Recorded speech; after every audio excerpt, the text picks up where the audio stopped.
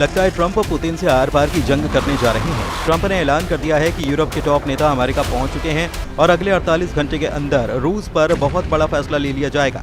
इधर ज़ेलेंस्की ने रूस के हमलों के बाद ऐलान कर दिया है कि अब किसी भी कीमत पर पुतिन के साथ मीटिंग नहीं करूंगा, अब युद्ध से ही हार जीत का फैसला होगा।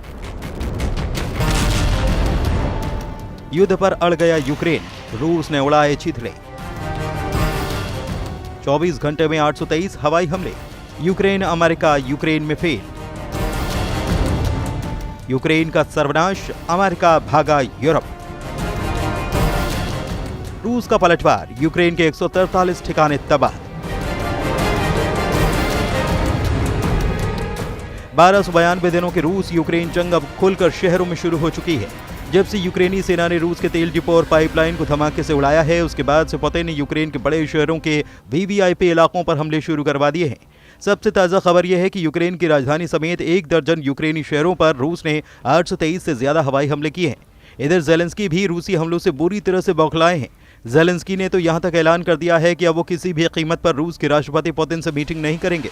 इधर अमेरिका के राष्ट्रपति डोनाल्ड ट्रंप ने दावा किया है कि रूस पर नए और बड़े प्रतिबंध लगाएंगे। ट्रंप ने यह भी खुलासा कर दिया है कि 8 सितंबर और 9 सितंबर को यूरोप के टॉप लीडर अमेरिका में आकर तय करेंगे कि रूस को यूक्रेन से कैसे बचाया जाए, पुतिन से कैसे निपटा जाए। 27% से ज्यादा यूक्रेनी इलाका रूसी सेना के कब्जे में आ चुका है। पूर्वी यूक्रेन का डॉनबास इलाका 90% रूसी कंट्रोल में जा चुका है।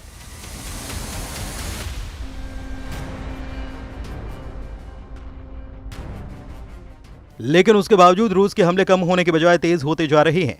खुद पुतिन ने 1 हफ्ते पहले मीडिया के सामने दो टूक कहा था कि रूसी सेना तेजी से यूक्रेन के इलाकों पर कब्जा कर रही है और रूसी सेना की लगभग हर यूनिट सफलतापूर्वक यूक्रेन में अपने लक्ष्य हासिल कर रही है। इस बयान के बाद से अब तक रूस ने यूक्रेन पर 3000 से ज्यादा हवाई हमले किए, जिसमें क्रूज, बैलिस्टिक मिसाइल और बहुत बड़ी संख्या में ड्रोन हमले शामिल हैं।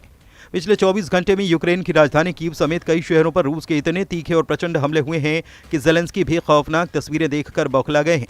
यूक्रेन की वायुसेना ने कहा है कि रूस ने हमले के दौरान 810 ड्रोन और 13 मिसाइलें दागी, जिससे कि ज़ापोरिज़िया, क्रीवी री और ओडेशा शहरों के साथ साथ सूमी और चेर्निहिव क्षेत्रों समेत पूरे देश में नुकसान हुआ है। यूक्रेनी अधिकारियों के अनुसार कई और रूसी हमलों में ज़ापोरिज़िया क्षेत्र में 3, डोनेत्स्क में 2, खार्किव में 1 66 साल की महिला मारी गई है। रूसी रक्षा मंत्रालय के दावों के मुताबिक उनकी सेना ने 24 घंटे में 210 यूक्रेनी ड्रोन और 3 हवाई बम मार गिराए हैं। रूसी मीडिया TASS का दावा है कि रूसी सेना ने यूक्रेन के निप्रोपेट्रस क्षेत्र में खोरोशे बस्ती पर कब्जा कर लिया है। खुद यूक्रेन के राष्ट्रपति ज़ेलेंस्की ने सोशल मीडिया पर एक पोस्ट में लिखा है कि रूस ने सितंबर के पहले 5 दिनों में यूक्रेन पर 1300 से ज्यादा ड्रोन, लगभग 900 बम और अलग अलग तरह की लगभग 50 मिसाइलें दागी हैं। राष्ट्रपति ज़ेलेंस्की का दावा है कि रूस के हमले यूक्रेन के 14 इलाकों पर हुए हैं। ज़ेलेंस्की ने दावा किया है कि रूस युद्ध को लंबा खींचने की कोशिश कर रहा है और कूटनीति को एक तमाशा बनाने की भी कोशिश की जा रही है। रूस के रक्षा मंत्रालय ने यह भी दावा किया है कि उसने यूक्रेन के चेर्निहिव इलाके में भीषण मिसाइल हमला किया। रूसी सेना का दावा है कि उसने इस्कंदर मिसाइल हमले से यूक्रेनी सेना को भीषण नुकसान पहुंचाया है।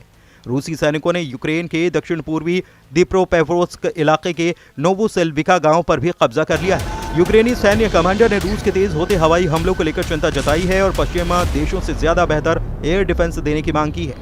रूस के खूनी हमलों से क्या अब यूक्रेन को यूरोप के 26 देश बचा पाएंगे? ये बहुत बड़ा सवाल है, क्योंकि राष्ट्रपति ज़ेलेंस्की ने दो टूक कहा है कि अब पुतिन के साथ मीटिंग का कोई मतलब नहीं बनता। एक अमेरिकी मीडिया चैनल से बातचीत में यूक्रेनी राष्ट्रपति वोलोदिमिर ज़ेलेंस्की ने कहा कि मैं एक आतंकी की राजधानी मॉस्को नहीं जा सकता, क्योंकि यूक्रेन पर हर दिन हमले हो रहे हैं। पुतिन कीव आ सकते हैं। हम आपको बता दें कि अलास्का बैठक के बाद से अमेरिकी राष्ट्रपति डोनाल्ड ट्रंप पुतिन और ज़ेलेंस्की के बीच आमने सामने बैठक कराने की कोशिश कर रहे हैं। हाल में पुतिन ने कहा था कि वो ज़ेलेंस्की से मिलने के लिए तैयार हैं, लेकिन ये बैठक मॉस्को में होनी चाहिए। इधर रूसी सरकार के प्रवक्ता दिमित्री पेस्कोव ने स्पष्ट किया है कि ज़ेलेंस्की को रूसी राजधानी मॉस्को में आत्मसमर्पण करने के लिए नहीं, बल्कि बातचीत करने के लिए आमंत्रित किया गया है। रूस के हमले और ज़ेलेंस्की की नाराजगी के बीच अमेरिकी राष्ट्रपति डोनाल्ड ट्रंप ने भी संकेत दिए हैं कि अमेरिका रूस पर नए प्रतिबंध लगाने जा रहा है। व्हाइट हाउस में जब उनसे पूछा गया कि क्या सीधे व्लादिमीर पुतिन को वे निशाना बनाएंगे, तो उन्होंने कहा कि हाँ, मैं तैयार हूँ। ट्रंप पहले भी रूस और उसके तेल खरीदारों पर कड़े प्रतिबंध लगाने की चेतावनी दे चुके हैं। अब माना जा रहा है कि प्रतिबंधों के दूसरे चरण में ऊर्जा और वित्तीय क्षेत्रों को टारगेट किया जा सकता है। रूस का यह हमला न सिर्फ यूक्रेन बल्कि पूरी दुनिया के लिए चिंता का विषय है। यूरोपीय संघ और नाटो देशों ने रूसी हमले की निंदा की है। कई देशों का कहना है कि रूस की बढ़ती आक्रामकता अंतर्राष्ट्रीय शांति के लिए खतरा है। इधर खबर है कि यूरोपीय देशों के प्रमुख राष्ट्रपति ट्रंप के साथ मीटिंग के लिए अमेरिका पहुंचने लगे हैं।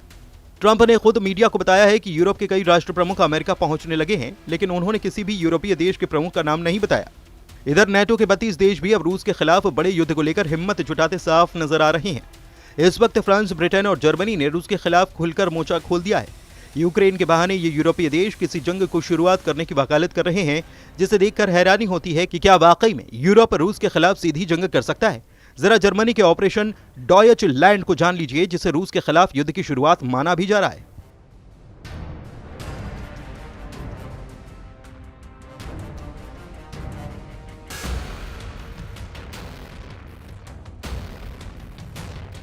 जर्मनी ने ऑपरेशन डॉयचलैंड नाम से 1000 पन्नों का दस्तावेज तैयार किया है, जिसमें सुरक्षित स्थानों, बंकरों और नेटो सैनिकों और वाहनों की तैनाती का पूरा खाका दिया गया है। इसके अलावा परमाणु युद्ध की भी तैयारी की जा रही है, जिसमें यूरोपीय देश परमाणु हमले की स्थिति में जान बचाने के तरीकों पर काम कर रहे हैं। दस्तावेजों से पता चला है कि जुलाई में ब्रिटेन और फ्रांस के बीच एक समझौता हुआ है, जिसके तहत विश्व युद्ध तृतीय की स्थिति में दोनों देश अपने हमलों को एक साथ कोऑर्डिनेट करेंगे। ये तैयारियां साबित करती हैं कि यूरोप में संभावित बड़े युद्ध की तैयारियों का स्तर कितना ज्यादा गंभीर है। एक्सपर्ट्स का कहना है कि फ्रांस की ये तैयारी न सिर्फ होने वाली जंग की तैयारियों को दिखा रहा है, बल्कि तीसरे विश्व युद्ध की शुरुआत का गंभीर संकेत भी है। इधर रूस के राष्ट्रपति व्लादिमीर पुतिन ने अब एक बार फिर से यूक्रेन को चेतावनी दी है। उन्होंने कहा है कि अगर समझदारी दिखाई जाए तो युद्ध को बातचीत के जरिए रोका जा सकता है। पुतिन ने कहा कि वे यूक्रेन युद्ध को खत्म करना चाहते हैं और ये उनकी प्राथमिकता से एक है। रॉयटर्स के मुताबिक पुतिन ने कहा है कि अमेरिका इस युद्ध को समाप्त करने के लिए ईमानदारी से कोशिश करता नजर आ रहा है। अगर समझदारी के साथ काम किया जाए तो युद्ध रोका जा सकता है, यही मेरा अनुमान है। खासकर जब हम ट्रंप प्रशासन का रुख देखते हैं तो लगता है कि वो वास्तव में समाधान चाहते हैं। अगर नहीं तो हमें अपने सभी उद्देश्यों को हथियारों की ताकत से पूरा करना होगा। इधर रूस ने यूक्रेन के पूरे डॉनबास के 90% इलाके पर कब्जे का दावा किया है। ट्रंप के सामने भी पुतिन ने 15 अगस्त 2025 को कहा था कि अगर यूक्रेन के 4 बड़े इलाके रूस को यूक्रेन सौंप दे तो रूस सीज फायर के लिए तैयार हो सकता है। लेकिन ज़ेलेंस्की ने दो टूक कहा था कि यूक्रेन की जमीन रूस को गिफ्ट में नहीं दी जाएगी। यूक्रेनी सेना भी चुन चुनकर रूस की तेल रिफाइनरी में भयंकर हमले कर रही है। तेल रिफाइनरियों से उठता हुआ धुआं साफ है कि यूक्रेन, अमेरिका और नेटो चाहते हैं कि अगर रूस के तेल रिफाइनरियों को तबाह कर दिया जाए तो रूस लाखों बैरल तेल रूस निर्यात नहीं कर पाएगा और जंग रोकने के लिए मजबूर हो जाएगा। रूस पर यूक्रेन के ताज़ा हमलों से साफ पता चलता है कि यूक्रेन लंबी जंग के लिए खुद को तैयार कर रहा है। लेकिन इधर रूस ने भी पूर्वी यूक्रेन के साथ साथ पश्चिमी यूक्रेन पर बेहद आक्रामक हमले किए हैं, जिसकी वजह से यूक्रेन से लेकर यूरोप तक खौफ फैल चुका है।